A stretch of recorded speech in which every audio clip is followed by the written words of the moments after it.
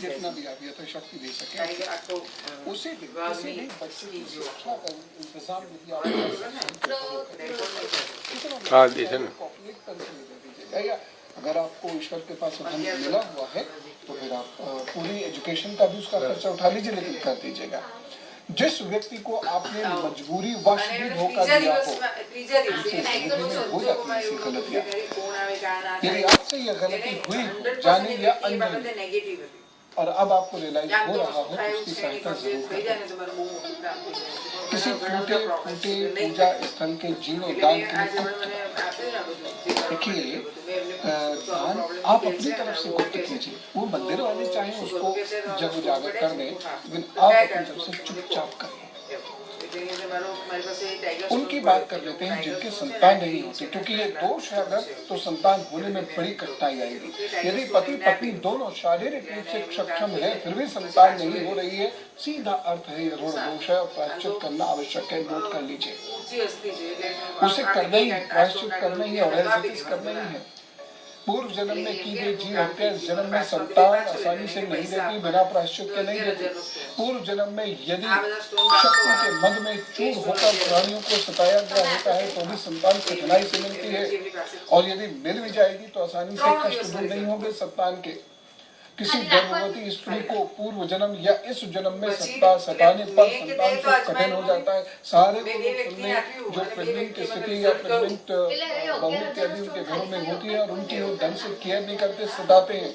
ये आसान नहीं है चीजें, ऐसा नहीं है। पोएटिक जस्टिस होता है वो बड़े डिफरेंट तरीके से होता है, वो लीगल जस्टिस से थोड़ा सा डिफरेंट होता है, लेकिन होता है आसानी से, छोड़ता नहीं है दुर्भाग्य।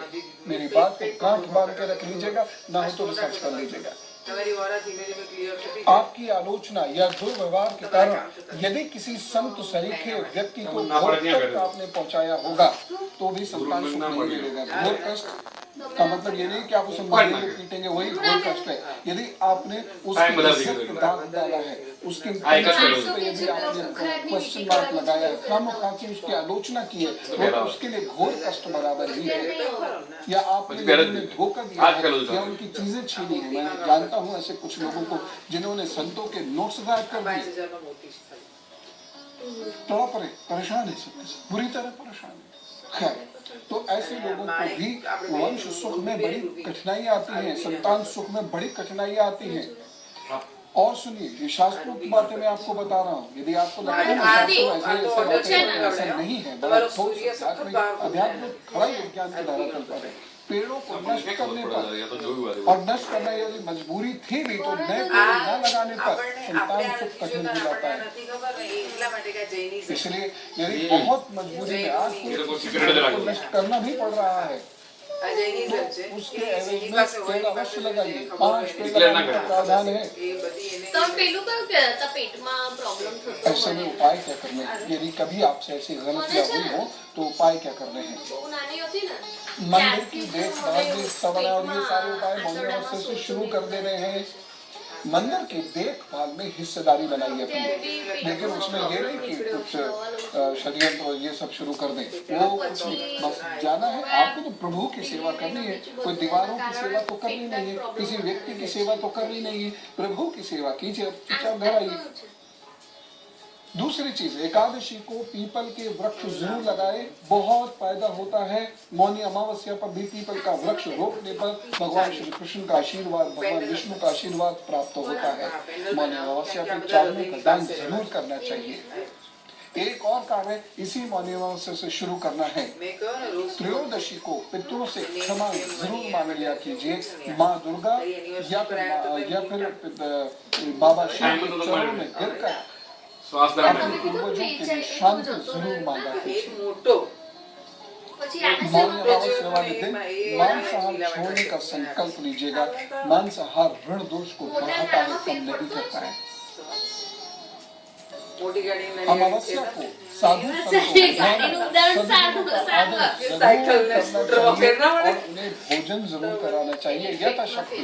उसमें कोई फॉर्मेलिटीज नहीं है, जो आपसे मन करे ऐसा करना चाहिए। साहेब, तुमने नाम बोला है?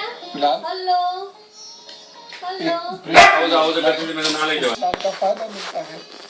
डुबकी लगाना स्नान का तीसरा में यानी क्रिया का हिस्सा है। स्नान जब पूर्ण होता है जब हम धारणा, ध्यान, क्रिया, दान इत्यादि चारों ही चरणों का पालन करते हैं, नियम से पालन करते हैं। हम लोग बात कर रहे थे कि अक्सर ऐसा होता है, हमें ये लगता है कि ये गलत काम करके भी खुश क्यों है, रहेगा नहीं, रह ही नहीं सकते। सिर्फ यह है कि संचित भाग्य जब तक साथ दे रहा है, उसके बाद जिस दिन साथ छोड़ दिया वही स्थिति आ जाएगी जो शास्त्रों में लिखी रहती है। अगला उपाय, धार्मिक अनुष्ठान जरूर कराना चाहिए और उस धार्मिक अनुष्ठान में गरीब बच्चों का लाभ हो। कुछ भी करा सकते हैं, गायत्री के 11 पाठ कर लिए, 11 जप कर लिए, कुछ भी धार्मिक अनुष्ठान ऐसा हो जिसमें गरीब बच्चों का लाभ हो। जीवों की सेवा का व्रत लिया जाता है मौनी अमावस्या पर। जिन लोगों के विवाह या वैवाहिक जीवन में बहुत परेशानियां आ रही हैं, उन्हें मीठी रोटी और बेसन की मिठाई का प्रसाद मौनी अमावस्या पे बांटना चाहिए। यह पूजा मंगल दोष को भी हटती है और इसे कभी कभी आप मंगलवार को वैसे भी कर दिया कीजिए या किसी भी अमावस्या पर वैसे ही कर दिया कीजिए। विवाह आदि की बात चल रही है और बार बार विवाह तय होकर छूटता है, तो एक बार फिर से पितृदोष का उपाय जरूर कर लीजिएगा, क्योंकि पितृदोष को मौनी अमावस्या पर किया गया उपाय बहुत लाभ देता है। मैं पितृदोष का उपाय आपको लिखा देता हूँ। अंजू जी से बात करते हैं, बहुत विशेष लक्षण होते हैं। क्या घर के सभी सदस्य आपस में झगड़ते हैं और तर्क बहुत करते हैं। घर के बच्चों के विवाह बड़ी देरी से होते हैं, देरी होते हैं।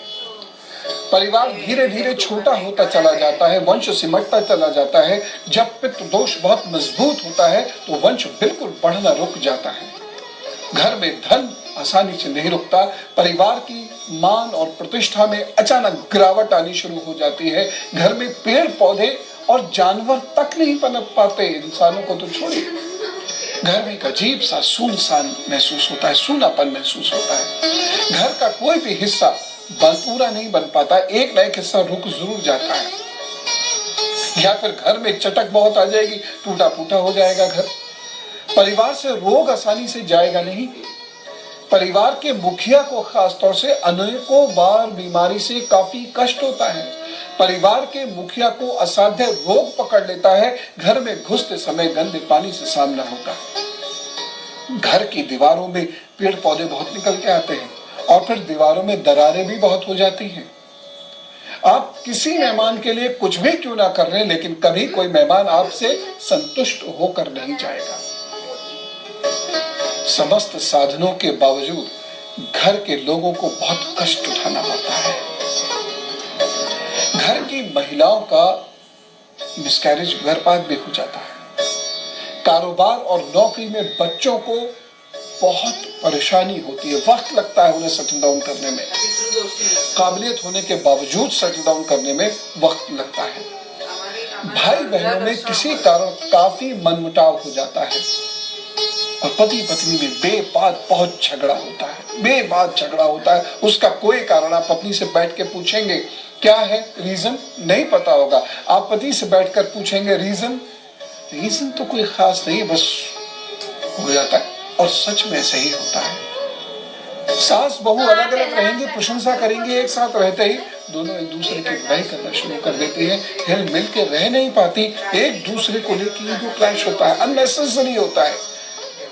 वैसे अलग से पूछेंगे तो वो बुराई नहीं करेंगे सासू माँ, अलग से पूछेंगे बहू जी भी बुराई नहीं करेंगे उनकी, लेकिन प्रॉब्लम होगी।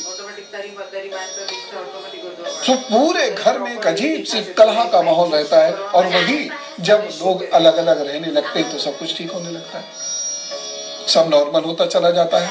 घर के लोगों को पेट की समस्या और बालों का समय से पहले झड़ना और सफेद हो जाने की समस्या होती है। ब्लड प्रेशर और खून से जुड़ी हुई समस्याएं हो सकती हैं, जिससे आपका चलना फिरना भी बाधित हो सकता है। पितृदोष से जो प्रभावित परिवार है, इसमें बच्चों को क्या होता है यह मैं आपको बताना चाहूंगा, परंतु एक छोटे से ब्रेक के बाद।